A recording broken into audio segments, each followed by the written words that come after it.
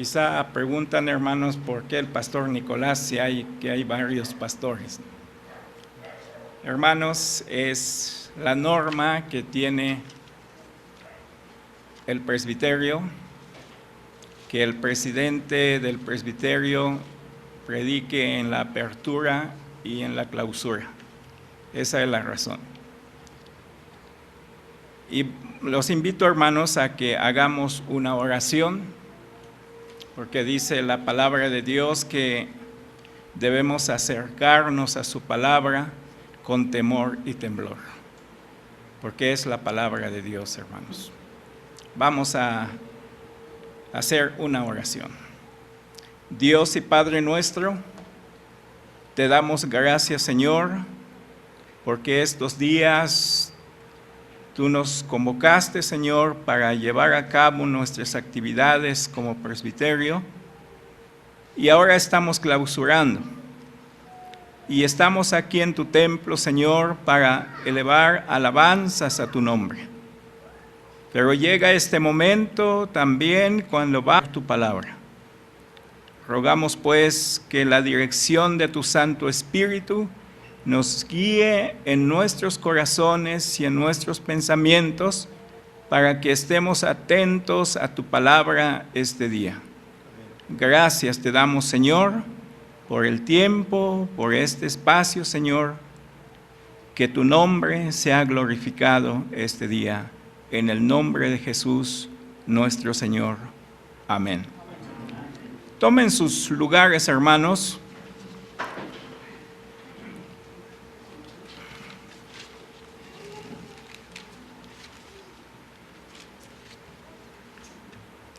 Bien. Decía el salmista: yo me alegré con los que me decían, a la casa de Jehová iremos. Y eso es verdad. Es una realidad en nuestros corazones que hay gozo cuando nos acercamos a la casa del Señor, a su iglesia, a la reunión de los santos. Trae gozo a nuestro corazón porque vamos a vernos como hermanos, a saludarnos y a expresar nuestro gozo a través de alabanzas, de oraciones, de testimonios. Y lo más importante es que vamos a ser edificados por la palabra de Dios. Y estoy seguro que en este momento ustedes también están rebosando de gozo por este momento. Porque el mismo Salmo, hermanos, también allí se expresa que en la reunión de los santos, ahí envía bendición Jehová y vida eterna. Por eso, hermanos, estamos contentos, agradecidos a nuestro Dios. Damos gracias a Dios, hermanos, porque en cada una de las iglesias de nuestro presbiterio hay consistorios, hay ancianos, quienes están encargados de convocar al pueblo de Dios para la adoración. De esta manera nos convoca el Señor, hermanos. Por eso estamos agradecidos a Él por todo lo que hace por nosotros para la gloria de su nombre.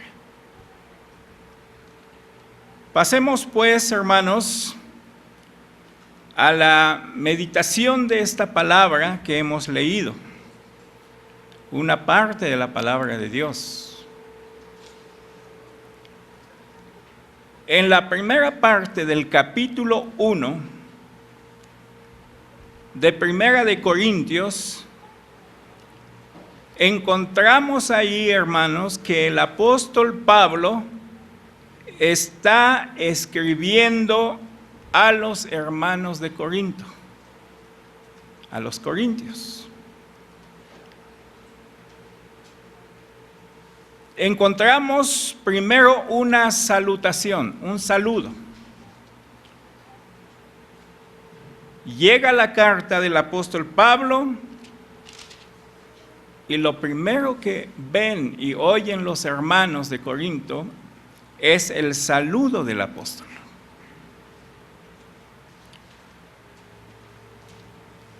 El apóstol Pablo primero se presenta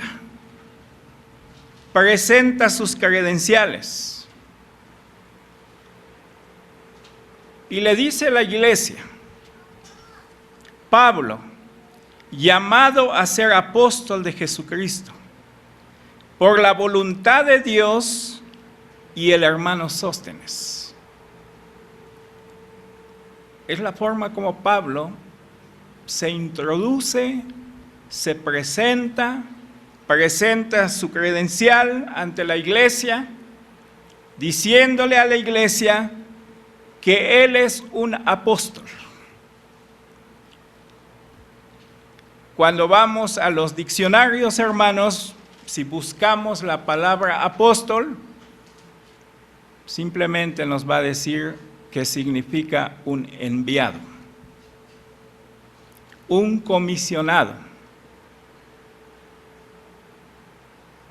Ese es lo que dice el diccionario. Y no está mintiendo. Ese es lo que significa un apóstol. Es un comisionado, es un enviado. En el caso del apóstol Pablo, como dice aquí, apóstol de Jesucristo. Es un enviado de parte de nuestro Señor Jesucristo. Jesucristo es quien comisionó al apóstol Pablo para predicar el evangelio, especialmente a los gentiles. Pero la palabra apóstol significa algo más. La palabra apóstol, hermanos, que encontramos aquí, la palabra de Dios, está representando algo. Está diciendo algo. La palabra apóstol señala una autoridad. Esto quiere decir que el apóstol Pablo fue autorizado para dar el mensaje del evangelio. Es una autoridad el apóstol. Es alguien que fue autorizado para ejercer un poder. Por eso, hermanos, es cierto que el apóstol es un enviado, es un comisionado, pero también es una autoridad para la iglesia del Señor. Después, en el versículo 2, ahora ya se dirige el apóstol a la iglesia. Dice: a la iglesia de Dios que está en Corintos, a los santificados en Cristo Jesús, llamados a ser santos, con todos los que en cualquier lugar invocan el nombre de nuestro Señor Jesucristo, Señor de ellos y nuestro.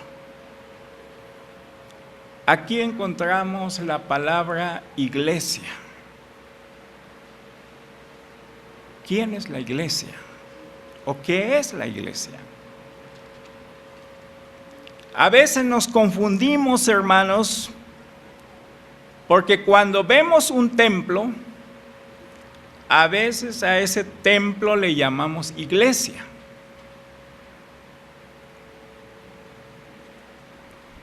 Pero la iglesia, hermanos, son todos los santos que se reúnen en un lugar.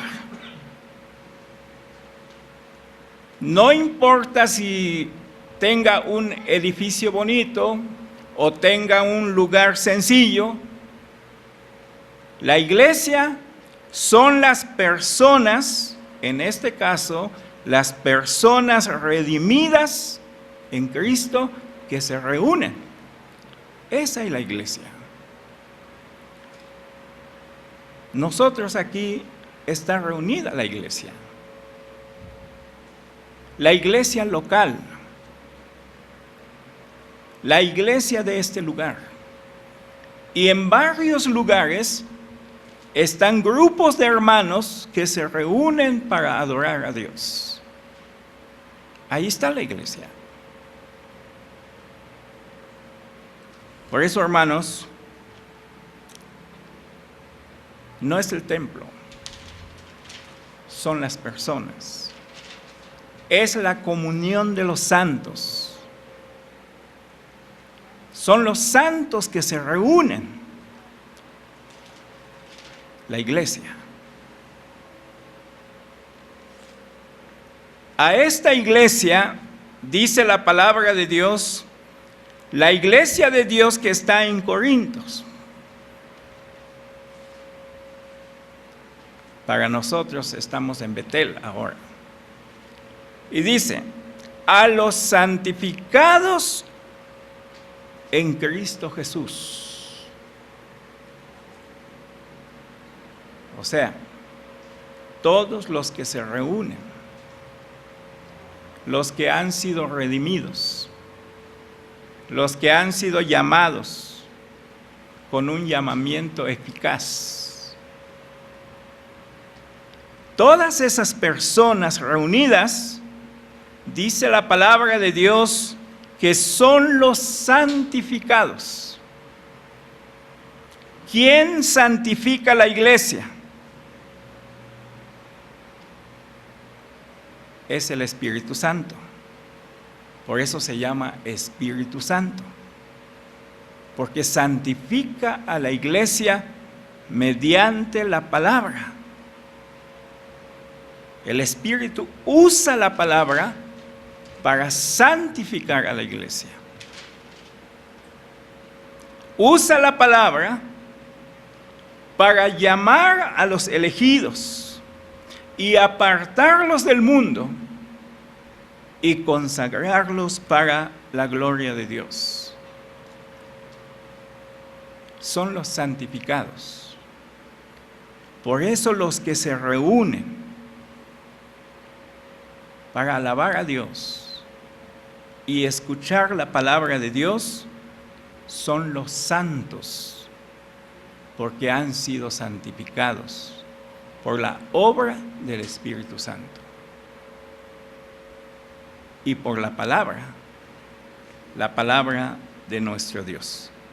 Entonces, hermanos, la iglesia son todos los creyentes que se reúnen en cualquier lugar, dice la palabra de Dios, que invocan el nombre de nuestro Señor Jesucristo, Señor de ellos y nuestro. Después, hermanos, en el versículo 3 dice, gracia y paz a vosotros de Dios, nuestro Padre, y del Señor Jesucristo. Gracia y paz. ¿Qué es la gracia, hermanos? La gracia es el favor inmerecido. Es el favor que recibimos de parte de nuestro Dios, aunque lo merezcamos. Él nos da por su gracia, por su misericordia, porque Él nos ama sin pedirnos nada. Él nos ama. Y la paz es el fruto de la gracia. Aquí la palabra paz, también podemos pensar en la reconciliación que ha hecho nuestro Señor Jesucristo con Dios. Estamos reconciliados con Él. Cristo estableció la paz entre Dios y nosotros. Antes éramos enemigos con Dios, ahora somos amigos. Él es nuestro Padre y nosotros sus hijos. Hay comunión, hay paz. Y todo esto es por la gracia de Dios. Por eso la paz es el fruto de la gracia. La gracia de nuestro Señor Jesucristo. Y avanzando, hermanos, en el versículo 4,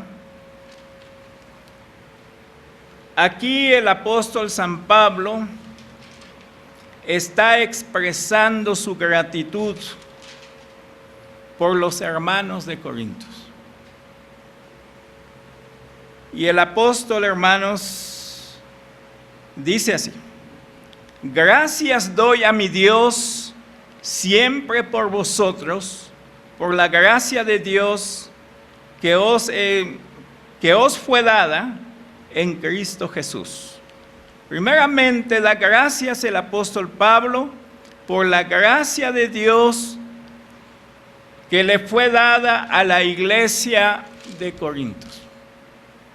Ellos recibieron la gracia de Dios. Pero no solo eso, sino dice también, porque en todas las cosas fuisteis enriquecidos en Él, en toda palabra y en toda ciencia. Así como el testimonio acerca de Cristo ha sido confirmado en vosotros. La iglesia había sido enriquecidos por la gracia de Dios en toda palabra y en toda ciencia, y el testimonio de Cristo que recibió la iglesia. Y por eso el apóstol San Pablo está sumamente agradecido al Señor por la iglesia, por ese favor que recibió de parte de Dios, porque habían sido enriquecidos. Quiero decirles, hermanos, que no solamente la iglesia de Corinto, sino también nosotros también hemos recibido ese favor inmerecido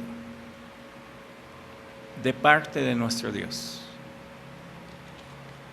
Y hemos también sido enriquecidos por esa gracia.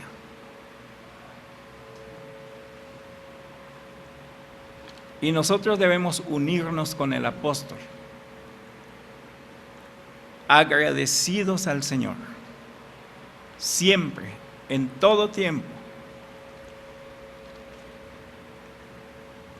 Ese debe ser, hermanos, la motivación de cada creyente. La gratitud al Señor nos debe motivar para servir al Señor.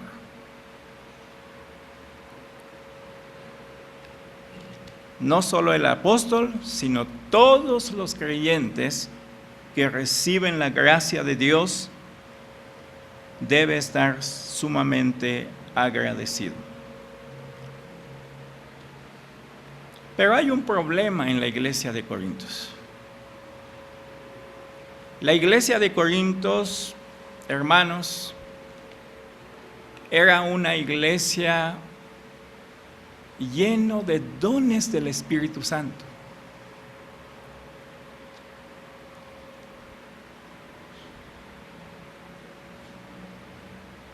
Y cuando leemos la palabra de Dios, encontramos a nuestros hermanos de Corintios disfrutando de esos dones. había don de profecía, don de lenguas y otros dones que se mencionan.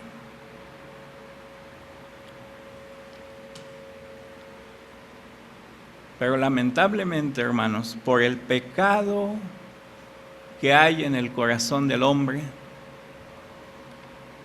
los hermanos se enorgullecieron.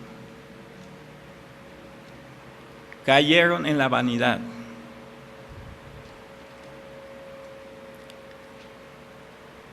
Entonces, hermanos, por eso el apóstol Pablo exhorta a los hermanos a que tienen que abandonar su orgullo y su vanidad y que aprendan a usar bien los dones del Espíritu Santo. Por eso el apóstol Pablo exhorta a la unidad de los creyentes. Dice la palabra de Dios: os ruego pues, hermanos, por el nombre de nuestro Señor Jesucristo, que habléis todo una misma cosa, y que no haya entre vosotros divisiones, sino que estéis perfectamente unidos en una misma mente y en un mismo sentir. ¿Por qué de esta exhortación? Porque algunos hermanos decían: nosotros somos de Pablo.